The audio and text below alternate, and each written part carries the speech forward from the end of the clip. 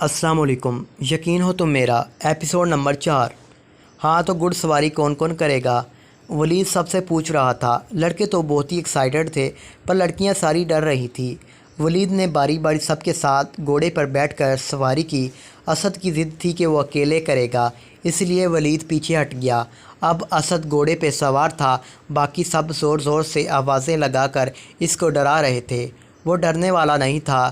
زمن کی بچی، نہیں کرو، میں گر جاؤں گا، پھر ابھی سے بیوہ ہو جاؤ گی، اسد نے گھوڑے پہ بیٹھے ہوئے کہا جب زمن بار بار گھوڑے کے سامنے آ رہی تھی۔ نہیں ہوتی اتنی آسانی سے بیوہ، تم اپنا کام جاری رکھو۔ سیف نے آواز لگائی، بڑا بہادر بنتا ہے۔ اب بک تو خدا خدا کے کر کے اسد نے اپنی گھڑ سواری کا شوق اکیلے ہی بیٹھ کر پورا کر لیا۔ زلج اور رابل اکٹھی بیٹھی گھوڑے پہ اور سمن نے بھی اپنی چوڑی بنا لی۔ عبد اور علی کے ساتھ علیحدہ علیحدہ ولید بیٹھا۔ سیف تو دور بھاگ گیا۔ میں نہیں کرنی، البتہ عائشال اس کی منتیں کرتی رہی کہ میرے ساتھ بیٹھ جاؤ، تم مجھے اکیلا ڈر لگتا ہے۔ میں ہوں نا، ڈر کس بات کا؟ ولید نے پیچھے سے گھوڑے پہ چڑھتے ہوئے کہا۔ میں آپ کے ساتھ نہیں بیٹھنا، اشال نے منہ بناتے ہوئے کہا۔ لیکن مجھے تو تمہارے ساتھ بیٹھنا ہے، ولید نے اشال کے انداز میں ہی جواب دیا۔ اس سے پہلے کہ وہ نیچے اترنے کی کوشش کرتی، ولید نے گھوڑے کو بھگانے کی البتہ باقی سب جب گھوڑے پہ چڑھتے رہے تب گھوڑے کا مالک ان کے ساتھ گھوڑے کی رسی پکڑ کر چلتا رہا تھا۔ لیکن ولید نے پہلے ہی اسی سے بات فائنل کر لی تھی کہ جب میں تمہیں اشارہ کروں تم نے رسی چھوڑ دینی ہے۔ اب ایسا ہی ہوا تھا۔ اشال خود کو سنبھال نہیں پا رہی تھی، اسے بہت ڈر لگ رہا تھا، اس لیے وہ ولید کے ساتھ چمٹ کر بیٹھ گئی۔ پلیز ولید، رفتار کم کرو، اس کی میں گر جاؤں گی، اشال نے بند آنکھوں سے کہا۔ نہیں گرنے دوں گا میں تمہیں، بس ایسے ہی مجھے پکڑے رکھو، ولید نے مسکراتے ہوئے کہا۔ ولید کافی دور تک اس کو لے کر گیا، وہاں کوئی بھی نہیں تھا۔ یہ تم مجھے کہاں لے کر آ گئے ہو؟ اشال نے گھوڑے سے اترتے ہی ادھر ادھر دیکھنا شروع کر دیا۔ میں وہاں لے آیا ہوں تمہیں جہاں تمہارے اور میرے سوا کوئی نہیں ہے، ولید نے اس کا ہاتھ پکڑ کر اپنے قریب کرتے ہوئے کہا۔ لیکن کیوں؟ پلیز آپ مجھے واپس لے جاؤ، مجھے یہاں بہت ڈر لگ رہا ہے، اشال نے ولید کے سینے پر سر رکھتے ہوئے کہا۔ لے جاؤں گا واپس، پہلے بتاؤ میرے ساتھ موڈ کیوں خراب ہے تمہارا؟ ولید نے اس کو اپنے سامنے کھڑا کرتے ہوئے کہا۔ میرا موڈ تو بالکل نہیں خراب، آپ کو کوئی غلط فہمی ہو گئی ہے، اشال نے اپنی نظریں نیچے کرتے ہوئے کہا۔ کوئی غلط فہمی نہیں ہوئی مجھے، ولید نے اب کی بار غصے سے کہا۔ غصہ تو نہ کریں، مجھے ڈر لگ رہا ہے آپ سے، اشال سے آہستہ سے کہا۔ ولید کو ہنسی آ گئی اس کے معصومانہ انداز پہ۔ آپ ہنس رہے ہو مجھ پہ؟ اشال نے اپنی نظریں اوپر کر لی تھیں۔ ہاں تو اور کیا کروں؟ ولید نے اس کی آنکھوں میں آنکھیں ڈال کر کہا۔ کچھ بھی نہ کریں، بس مجھے واپس لے جائیں، ایک شرط پہ لے جاؤں گا کہ آپ اپنا موڈ میرے ساتھ صحیح رکھو گی، ولید نے اس کی طرف دیکھتے ہوئے کہا۔ ہاں پکا موڈ صحیح رکھوں گی، بس مجھے لے جاؤ واپس۔ اچھا چلو آؤ بیٹھو گھوڑے پہ۔ اشال کے پیچھے ولید بھی بیٹھ چکا تھا۔ اب رفتہ آہستہ آہستہ رکھنا، اشال نے کہا، اور پھر ولید آہستہ آہستہ گھوڑے کو لے کر واپس آ گیا۔ سب نے سارے مقامات کی سیر کر لی تھی۔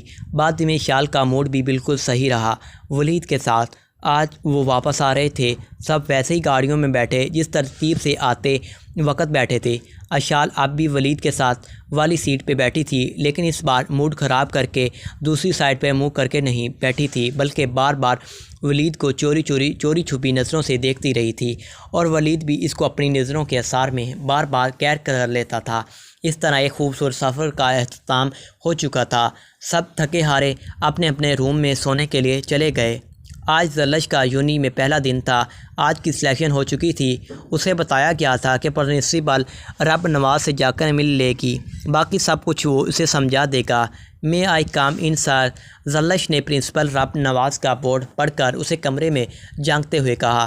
یس آ جائیں، آگے سے اجازت مل چکی تھی آنے کی سر، میں مس زلج اسرار۔ یس میں آپ کے آنے سے پہلے پتہ لگوا چکا ہوں، آپ مس زلج ہیں سر، رب نواز نے بہت ہی سیریس ہو کر کہا۔ ان کو کیسا پتہ چل گیا؟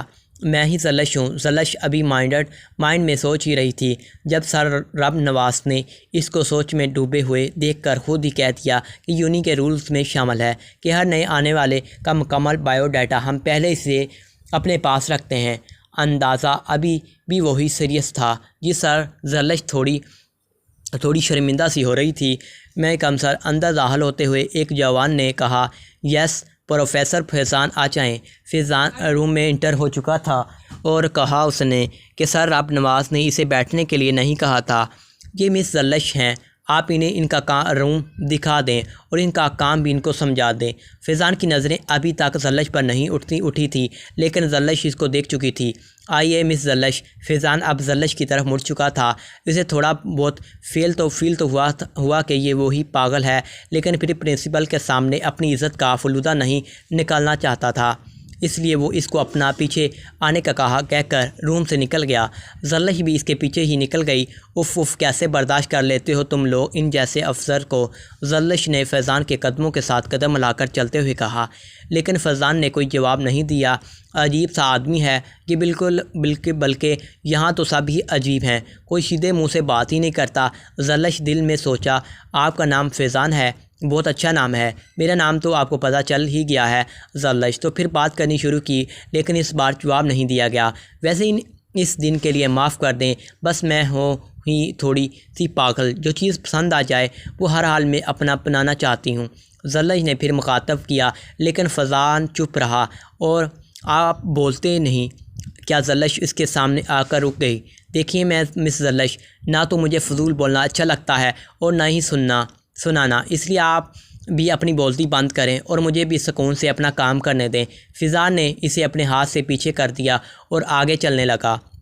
اتنی انسلٹ وہ بھی پہلے دن ہی، زلش سوچتے ہوئے انجانے میں وہی رک گئی۔ فیضان کافی آگے جا چکا تھا جب اسے محسوس ہوا کہ زلش کے قدموں کی آوازیں نہیں آ رہیں۔